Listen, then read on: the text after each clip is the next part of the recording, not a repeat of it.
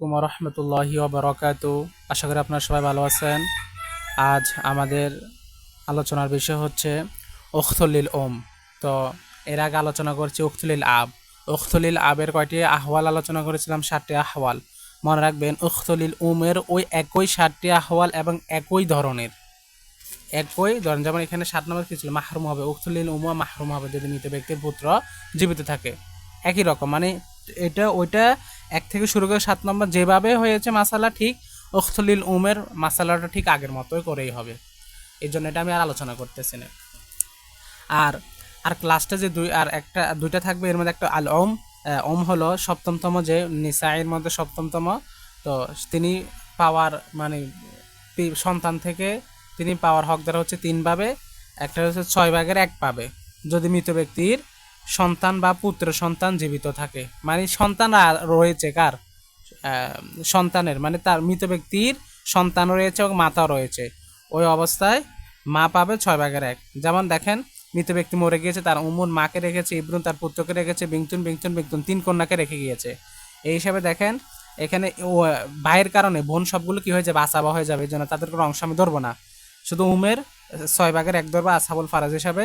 মাসালা 6 দ্বারা শুরু হবে। 6 ভাগের 1 1 আর থাকে 5। তো আমরা জানি লিজাকর মিসলা হাজার অনুসারে বাই পাবে বোনদের ডাবল। তো আমার আছে হাতে 5, তো বোনকে যদি 1 1 করে 3টারে 3 দিয়ে ফেলি, বাইয়ের 2 বিলে বাইকে যদি আমি 2 দিই, তাহলে কোরআন সম্মত হচ্ছে বাই একজন বোন একজনের থেকে ডাবল পাবে। তো বোন একজন যদি 1 পায়, বাই 2 পাবে। তো বোন একজনকে 1 দিলে বাই 2 পেলে কত হয়? 3। আর থাকে 2 2 2 বোন, আর বাকি 2 বোনকে আমি 1 1 করে দিয়ে ফেলবো। আশা করি বুঝছেন। আর একটা হলো 3 ভাগের 1 পাবে যদি না থাকে যদি পুত্র সন্তান জীবিত, মৃত ব্যক্তি যদি পুত্র সন্তান না থাকে, শুধু মা থাকে আর পিতা থাকে, তখন ওই মা আসহাবুল ফারাজ হিসাবে 3 ভাগের 1 পাবে। যেমন এখানে উম্মুন রয়েছে, ব্যক্তি মারা গেছে, তার মা আছে, তার বাবা আছে। তো মা 3 ভাগের 1 মাসালা 3 দ্বারা, এটা তো আসাবা হিসাবে পেয়ে যাবে সব। তো মা 3 ভাগের 1 মাসালা 3 দ্বারা হবে, 3 ভাগের 1 পাবে। আর 2 বাবা পুরা আসাবা হিসাবে সম্পূর্ণ পেয়ে যাবে। আর 3 নম্বর যেটা ভাগ, সেটা হচ্ছে স্ত্রী অথবা স্বামীকে নিয়ে। যেটা 2 ভাগে ভাগ করা যায়। একটা হচ্ছে প্রথম ভাগে, যদি স্ত্রী মারা যায় এবং তার স্বামী, ওই স্ত্রীর স্বামী আর তার পিতা মাতা যদি বিদ্যমান থাকে, তাহলে প্রথমত স্ত্রী সম্পদ থেকে স্বামী নেওয়ার পর বাকি যে অংশ থাকবে, ওইখান থেকে মা 3 ভাগের 1 পাবে। কথা বুঝছেন? যেমন খেয়াল করেন, মনে করেন এই লোকটি, স্ত্রীটি মারা গিয়েছে, আয়েশা মারা গিয়েছে। আয়েশার কি রয়েছে? জাওজুর স্বামী রয়েছে, রয়েছে, আব রয়েছে। তো এখন স্বামীর অংশ কত আমরা জানি। যদি সন্তান না থাকে, স্বামীর মোট 2টা অংশ আর কি, আহওয়াল 2টা। এর মধ্যে একটা অংশ হলো 2 ভাগের 1 পাবে যদি সন্তান না থাকে। যেমন এখানে কোনো সন্তান নেই, জন্য 2 ভাগের 1 পাবে। কথা বুঝছেন? তো 2 ভাগের 1 পাবে। 2 ভাগের 1 মাসালা কি ধরা হবে? 2 ভাগের 1। আর মা কি পাবে? 3 ভাগের 1। তো 3 ভাগের 1 2 ভাগের 1 মাসালা 6 দ্বারা শুরু হবে। এটা ফরিকে আওয়াল, এটা ফরিকে সানি। সো ফরিকে আওয়াল 2 ভাগের 1 হলো 6 দ্বারা মাসালা। তো 6 পাবে। তো 2 ভাগের 6 কত? 3 পেয়ে যাবে। 3 পেয়ে যাওয়ার পর বাকি আছে কত? 3। ওই 3 ভাগের 1 পাবে মা। আমরা যদি বলি না 3 ভাগের 1, তাহলে 6 এর 3 ভাগের 1 কত? 2 না? তাহলে আমরা তো এখানে 2 দিয়ে ফেলবো না। জিনিসটা এমন না, আগে স্বামীকে দিয়ে ফেলবেন।